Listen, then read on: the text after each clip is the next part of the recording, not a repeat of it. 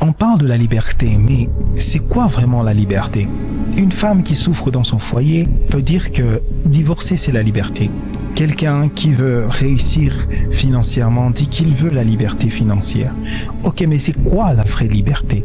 Il y a une situation qui est décrite dans Romains chapitre 8 où il y a un homme qui fait ce qu'il ne veut pas, ce qu'il veut faire, il n'arrive pas à le faire. Il trouve qu'il a en lui le vouloir de faire quelque chose de bien, mais il ne peut pas y arriver. Bien qu'il veut faire, il ne le fait pas, mais c'est le mal qu'il hait qu'il fait. Ce qui me pousse à définir la liberté comme étant la volonté et le pouvoir de faire le bien qu'on connaît.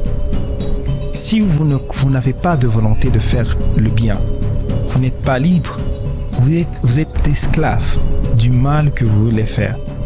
Si vous n'avez pas la volonté, par exemple, de quitter la drogue, et ce sera difficile pour vous de quitter, vous êtes esclave de la drogue. La Bible dit que tout le monde est esclave de ce qui a triomphé de lui. Donc la volonté joue une part grande dans la liberté. La volonté et la capacité. Il y en a qui ont la volonté, mais ils n'ont pas la capacité, ils n'ont pas le pouvoir de faire le bien qu'ils voudraient faire. Si vous avez la volonté et vous n'avez pas le pouvoir, c'est que vous n'êtes pas libre. La volonté est créée par la connaissance de ce qui est bien. Le fait de fuir toujours la vérité, de ne jamais la regarder en face, cela fera que vous ne serez jamais libre, vous ne saurez pas vous libérer de ce qui vous fait souffrir et de ce qui vous pousse toujours à l'échec. En Dieu, nous avons une destinée glorieuse, une destinée de victoire et une destinée de réussite. Dieu n'a jamais créé d'échec. C'est que le fait de connaître la vérité vous poussera à avoir la volonté.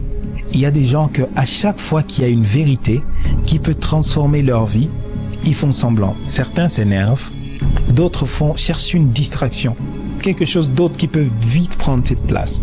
Troisièmement, il y en a qui s'énervent contre les agents qui véhiculent cette vérité. Il y en a qui s'énervent.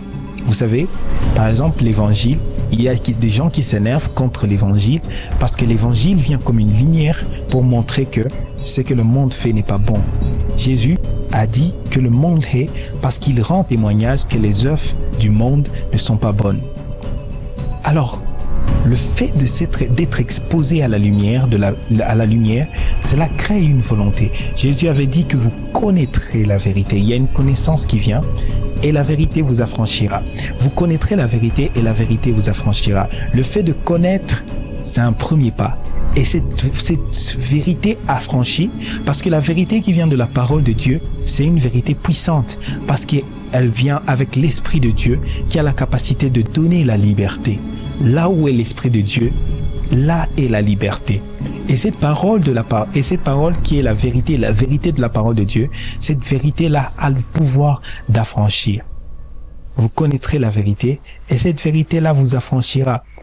La liberté, la vraie liberté, savoir la volonté et le pouvoir de faire le bien que vous connaissez. La volonté qui naît de la vérité, de la connaissance, et la capacité qui naît du fait que le Saint-Esprit vient vivre en vous. Le Saint-Esprit, c'est un allié très important dans la liberté. Le Saint-Esprit, c'est un allié très important dans l'accomplissement de votre vie. Le Saint-Esprit, c'est celui qui donne la liberté. Écoute, le Saint-Esprit te rendra plus libre que toutes les drogues que tu peux prendre pour sentir que tu es en train de monter. Le Saint-Esprit te rendra plus libre, plus léger que le fait de penser que coucher avec beaucoup de filles, beaucoup de femmes, ça te donnera du plaisir, ça te fera arriver au 7e ciel. Ou jouer avec les hommes. Le Saint-Esprit te donne la vraie liberté.